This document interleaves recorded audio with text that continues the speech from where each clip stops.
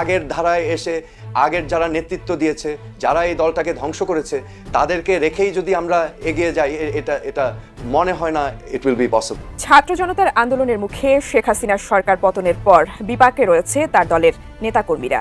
হামলা মামলার পাশাপাশি আর্থিকভাবেও তারা চরম ক্ষতিগ্রস্ত হচ্ছেন।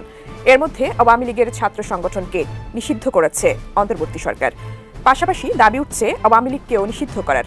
এমন পরিস্থিতিতে দলটির ভবিষ্যৎ নিয়ে নতুন বার্তা দিয়েছেন সোহেল তাজ। উনি যখন ক্ষমতায় থাকেন উনি একরকম, ক্ষমতার বাইরে থাকলে ওনাকে অন্যরকম। She betrayed me, she betrayed the party Awami League and she betrayed Bangladesh. এবার শেখ হাসিনা ও আওয়ামী লীগ নিয়ে বিস্ফোরক মন্তব্য করেছেন তিনি। হাসিনাকে নিয়ে কি বললেন সোহেল তাজ? আমি একটি রাজনৈতিক পরিবারের সন্তান। আমার বাবা বাংলাদেশের প্রথম প্রধানমন্ত্রী ছিলেন, মুক্তিযুদ্ধের নেতৃত্ব। অহংকার যে একটা দেশ এবং দলকে ধ্বংস করতে পারে তার প্রমাণ শেখ হাসিনা।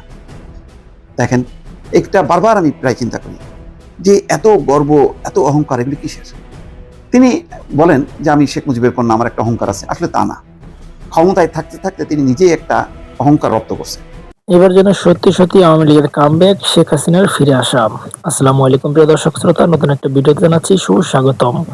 তো আমি কথাটি কেন বলছি, আজকের এই ভিডিওটি সম্পূর্ণ দেখলে সবকিছু বুঝতে পারেন। বেশি কথা না বেরিয়ে বিস্তারিত এবং কাঙ্ক্ষিত ভিডিওতে নিয়ে যাবো। তার আগে ছোট রিকোয়েস্ট, যারা 1 থেকে 2 মিনিটের ভিতরে লাইভ নিউজ দেখতে ভালোবাসেন অবশ্যই চ্যানেলটি সাবস্ক্রাইব করে পাশে থাকা বেল আইকনটি বাজিয়ে রাখবেন। প্রিয় দর্শক বন্ধুরা, আপনারা ইতিমধ্যে ভিডিওর অংশ বিষয় থেকে বুঝে গিয়েছেন আমি কেন এই কথাটি বলেছি।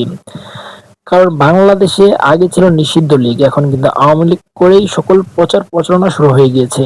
বিভিন্ন জায়গায় আন্দোলন, বিভিন্ন জায়গায় তারা জনসম্মুখে এসে কিন্তু এবার তারা শেখ হাসিনাকে ফিরিয়ে আনার প্রতিশ্রুতি জানিয়েছে। অপরদিকে যুক্তরাষ্ট্র থেকে ডোনাল্ড ট্রাম্প এই বিষয়গুলো ভালোভাবে বাহবা দিচ্ছে, কারণ তারেক রহমান তার নেতৃত্বে অনেক ভুল ত্রুটি দেখা দিয়েছে। অপরদিকে নরেন্দ্র মোদী সাফভাবে জানিয়ে দিয়েছে শেখ হাসিনাকে ফিরিয়ে আনা হবে। বাংলাদেশের জন্য 2 কোটি জনতা বাংলাদেশের শেখ হাসিনাকে এয়ারপোর্টে গ্রহণ করবে। তো আপনারা বিষয়টি কেমন হবে দেখছেন অবশ্যই কমেন্ট করবেন। তো আজকের মতন এই পর্যন্ত, দেখা হচ্ছে পরবর্তী কোনো ভিডিও নিয়ে। সেই পর্যন্ত আপনারা সকলে ভালো থাকুন, সুস্থ থাকুন, চ্যানেলের সাথেই থাকুন। আল্লাহ হাফেজ।